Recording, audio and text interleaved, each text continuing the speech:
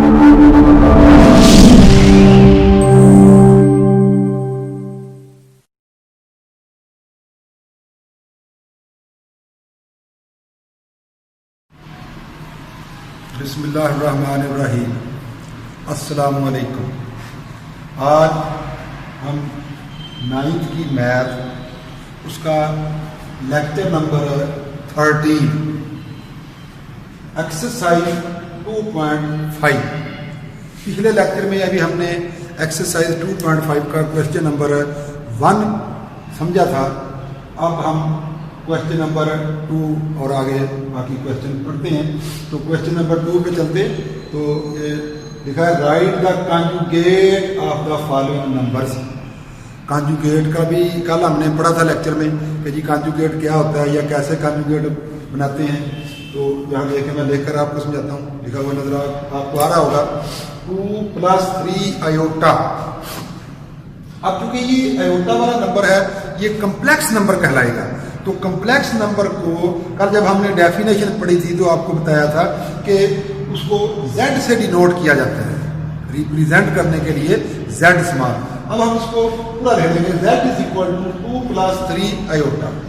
अब इसका कॉन्जुगेट लेना है तो Z के ऊपर बार डालेंगे। बार का मतलब है कि इसका अपोजिट उल्ट हो जाएगा।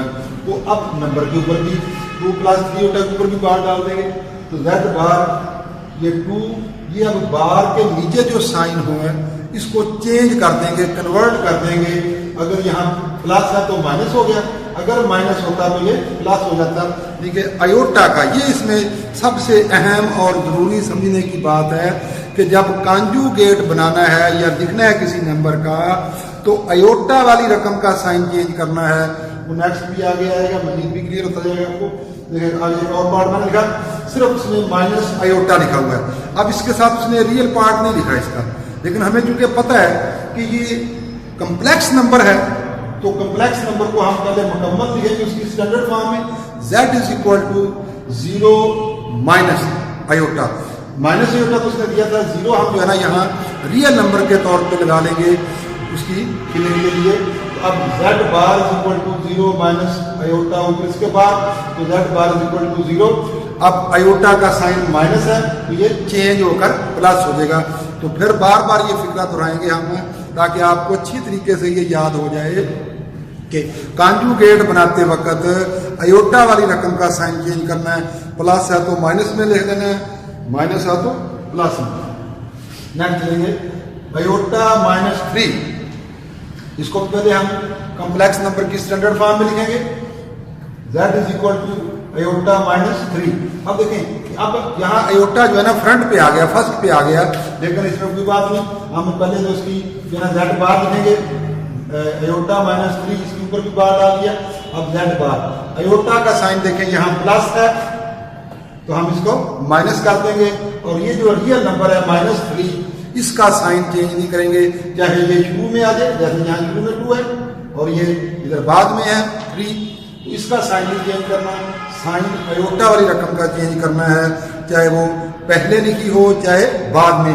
यही इसमें जो है सबसे अहम बात होती है कि आपको इस बात की निशानदेही हो। तो ये एक कॉन्जुगेट बनाने के मतलब 6 पार्ट है टोटल, 3 मैंने आपको ब्रीफ कर दिए हैं। अगर आपको समझ आ गया तो बाकी पार्ट्स आप उम्मीद है खुद कर लेंगे। हम चलते हैं question number 3। Write the real and imaginary parts. जी जो कम्प्लेक्स नंबर है वो 2 पार्ट्स पे मुश्तमिल होता है, एक उसका रियल पार्ट होता है और एक उसका इमेजिनरी पार्ट।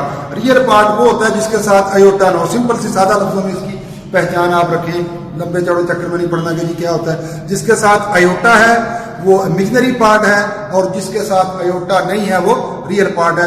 जिस तरीके से हम इस एक्सरसाइज या कॉम्प्लेक्स नंबर पढ़ने से पहले पहली क्लास से लेकर 9th तक जिस किस्म के सिस्टम जो नंबर पढ़ते रहे हैं वो सब रियल नंबर थे। अब यहाँ उसको क्वेश्चन के तौर पर लेते हैं। तो कहता है जी 1 + आयोटा। अब इसको पहले उस तरीके से स्टैंडर्ड फॉर्म में लिखेंगे Z के साथ, Z = 1 + आयोटा। अब इसमें से रियल Z 1, क्योंकि 1 के साथ आयोटा नहीं है तो ये 1 आ गया। इमेजिनरी Z, अब जिस तरीके से अलजबरे में हमने ये बार बार ये चीजें पढ़ी हैं कि जी अगर ये x लिखा हुआ है इसको हम पढ़ते तो x है, लेकिन इसके साथ यहाँ कोएफिशिएंट के तौर पे 1 होता है तो वही वन जो है जहां भी है, ये इसको अयोटा पढ़ेंगे, लेकिन हम इसको अगर पढ़ना चाहें तो इसको वन अयोटा भी कह सकते हैं, लेकिन आमतौर पर चूंकि इससे बात समझ में आ जाती है सिर्फ अयोटा कहने से ही, इसलिए वन पढ़ा नहीं जाता ना लिखा जाता है, लेकिन वन यहाँ मौजूद होता है। तो अब वो वन जो है वो इमेजिनरी जेड के तौर पे आएगा, अयोटा को नहीं साथ लिखना। अयोटा जो है वो रियल नंबर है, अपना इमेजिनरी नंबर है, पार्ट नहीं है। पार्ट के जब बात होगी, एक है रियल और नंबर और इमेजिनरी नंबर, एक है रियल पार्ट और इमेजिनरी पार्ट। इन दोनों लफ्जों में आपने फर्क की पहचान रखनी है पार्ट्स और नंबर के। नेक्स्ट करते हैं -3 अयोटा। अब इसमें भी देखें, इसमें रियल पार्ट मिसिंग है, तो हम इसको पहले स्टैंडर्ड फॉर्म में लिखेंगे z = 0। रियल की जगह पे, रियल पार्ट की जगह पे हम 0 लिख लेंगे, -3 होता। तो अब इसका जो रियल पार्ट है, रियल z है, वो 0 होगा, क्योंकि 0 बकायदा एक रियल नंबर है।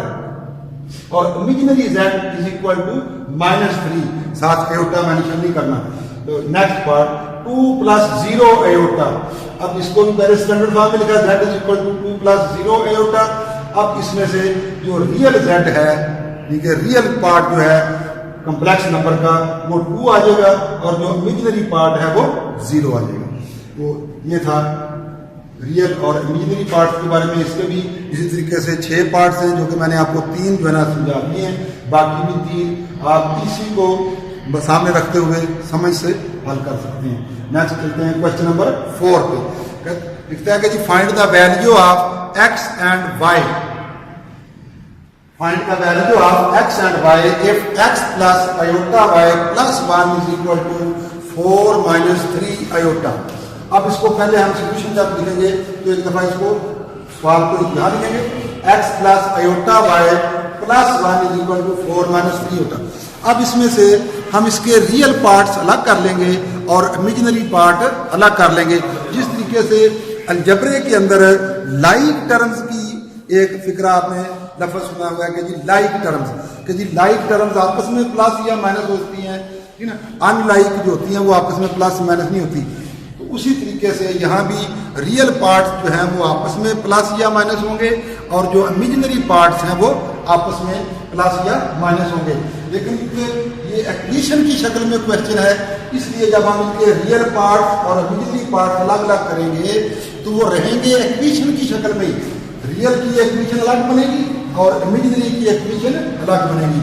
तो ये बन गई x, ये भी रियल है, यहाँ 1 भी रियल है, इक्वल से दूसरी तरफ 4, तो x + 1 = 4, ये रियल पार्ट्स की बन गई। अब इस तरफ अयोटा y, ये इमेजिनरी पार्ट है, = -3 अयोटा, ये इमेजिनरी नंबर है, तो इनकी अपनी एक्वेशन बन गई। अब नॉर्मल जिस तरीके से एक्वेशन को हल किया जाता है कि ये x लिख रहे, ये 4 को पहले लिखें, 1 का इधर साइन प्लस है, उधर जाकर माइनस हो गया, तो x = 3। इधर से अयोटा y मालूम करना है, y इधर ही रहे, -3 अयोटा, अयोटा इधर y से मल्टीप्लाई हो रहा है, दूसरी तरफ जाकर ये डिवाइड करेगा, तो ये -3 iota divided by iota, iota iota से कैंसिल हो गया, तो ये बन गया y = -3। अब अगर यहाँ तक भी देख लिया जाए तब भी ये सवाल ठीक है, क्योंकि उसने हमें ये नहीं कहा कि फाइंड सोल्यूशन सेट, लेकिन अगर हम ये आखिरी फिक्रा लिख दें सोल्यूशन सेट, क्योंकि एक्वेशन है, एक्वेशन में आमतौर पे ये सेंटेंस नीचे वाला लाजमी लिखना चाहिए कि सोल्यूशन सेट = अब यहाँ देखिए मैंने डबल ब्रैकेट लगाई है, ये मिडिल ब्रैकेट भी लगाई है, ये सेट के लिए होती है। जब हम डबल सेट लिखेंगे तो फिर इस ब्रैकेट का होना जरूरी है, क्योंकि इसके बगैर हम नंबरों को सेट नहीं कह सकते। और ये जो दरमियान में फिर मैंने स्मॉल ब्रैकेट लगाई है, ये स्मॉल ब्रैकेट इसलिए लगाई जाती है कि जब 2 वेरिएबल्स की वैल्यू आ जाए उसको कहा जाता है ऑर्डर्ड पेयर। तो ऑर्डर्ड पेयर को जो है ना वो हमेशा स्मॉल ब्रैकेट में क्लोज किया जाता है, तो ये 3, और इसमें यह भी ध्यान रखना है कि जो अल्फाबेट पढ़ने में पहले आए उसकी वैल्यू भी पहले लिखी जाती है। जैसे x पढ़ने में पहले आता है उसकी वैल्यू पहले लिखेंगे, और y बाद में आता है उसकी वैल्यू बाद में।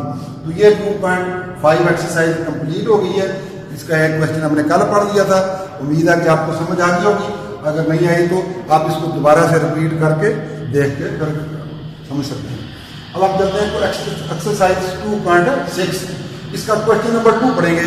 क्वेश्चन नंबर 1 जो है वो ट्रू फॉल्स टाइप है, वो थोड़ा सा लेंथी बात हो जाती है, तो उसको फिर बाद में कभी देखेंगे खुले time. Express each number in the form of a plus b iota. ठीक है, ये नंबर लिखा हुआ है 2 + 3 आयोटा प्लस 7 - 2 आयोटा। अब यहाँ भी एक थोड़ी सी तवज्जो की और ध्यान की बात होती है कि ब्रैकेट के दरमियान में, दोनों ब्रैकेट के दरमियान में साइन अगर आ जाए प्लस का आएगा या माइनस का आएगा, तो उस चीज का भी ध्यान रखना है। तो ये अब अगर प्लस का साइन हो तो फिर सिंपल हमने ब्रैकेट ओपन कर लेनी होती हैं, अगर मल्टीप्लाई का साइन हो तो फिर मल्टीप्लाई करते हैं। इसी तरीके से माइनस का भी हो तो उसको भी सिंपली ब्रैकेट खोलेंगे, तो ये आएगा 2 + 3 होता। अब क्योंकि ये प्लस है तो प्लस के बारे में हमने बारहा ये पढ़ चुके हैं कि जी बाद के साइन चेंज नहीं होते, तो ये 7 - 2 होता। अब उसी तरीके से जैसे इस क्वेश्चन में हमने किया था, इसी तरीके से ये एक्विशन नहीं है, इसलिए इसकी एक्विशन तो नहीं बनेगी, लेकिन सोल्यूशन इसका उसी तरीके से होगा कि जी रियल पार्ट आपस में प्लस माइनस होंगे और इमेजिनरी पार्ट्स आपस में प्लस माइनस होंगे। ये 2 + 7 + 3 - 3 होता, 2 + 7 9, और ये डिफरेंट साइन के साथ है, 3 में से 2 माइनस जब हो जाएंगे तो ये एयोटा बच जाएगा। Next part 2 multiply. अब यहाँ देखें 2 और ब्रैकेट के दरमियान में साइन नहीं है, तो इसको पढ़ा जाएगा 2 × 5 का 4 आयोटा -3 × 7 + 4 आयोटा। अब यहाँ ब्रैकेट के बाहर नंबर भी है, इसको अंदर मल्टीप्लाई करेंगे, 2 × 5 = 10 प्लस, क्योंकि दोनों का साइन प्लस है इसलिए प्लस, 2 × 4 = 8, ये माइनस आ गया। इस बात का ध्यान रखना है कि अब ये माइनस का साइन जब अंदर की नंबर से मल्टीप्लाई होगा तो उनके साइन भी चेंज कर देगा, तो ये -3 7 = 21, फिर ये माइनस प्लस माइनस 3 4 = 12 आयोटा। अब उसी तरीके से रियल पार्ट्स ये अलग कर लेंगे, 10 - 21 + 8 - 12 आयोटा। अब 10 प्लस का है और 21 माइनस का है, यानी कि बड़ी रकम जो है वो माइनस की है, तो आंसर में साइन माइनस का आएगा। फिर इस तरीके से यहाँ भी +8 आयोटा और ये -12 आयोटा, माइनस की रकम बड़ी है तो यहाँ भी माइनस आएगा, 12 में से 8 माइनस हुए -4 आयोटा माइनस, फिर ब्रैकेट शुरू हो रही है -3 + 5 आयोटा माइनस, फिर ब्रैकेट शुरू हो रही है 4 + 9 होता है। अब ऊपर वाले सवाल में और इस सवाल में बस यही फर्क है कि ऊपर साथ नंबर भी से मल्टीप्लाई हो रहे, लेकिन यहाँ सिर्फ साइन है माइनस के, तो वो अंदर मल्टीप्लाई हो रहे हैं, तो ये माइनस है मल्टीप्लाई, ये अंदर भी माइनस माइनस माइनस प्लस, फिर ये माइनस प्लस -5 होता, फिर ये माइनस आ गया, ये अंदर +4 है तो माइनस प्लस माइनस, फिर ये माइनस प्लस -9 होता। अब इसमें से भी रियल पार्ट अलग करें, 3 - 4 होता -5 और 3 - 4, ये -5 होता -9 होता। ये फिर यहाँ रकम बड़ी जो है वो माइनस की है तो -1 बचेगा। ये दोनों माइनस के हैं, जब सेम साइन हो तो फिर उनका अमल जो है वो एडिशन हो जाती है, तो ये -14 होता हो जाएगा। तो ये एक्सरसाइज 2.6 का क्वेश्चन नंबर 2 था, उसके 3 पार्ट मैंने आपको पढ़ा दिए। बाकी नेक्स्ट अगले लेक्चर में टाइम की पाबंदी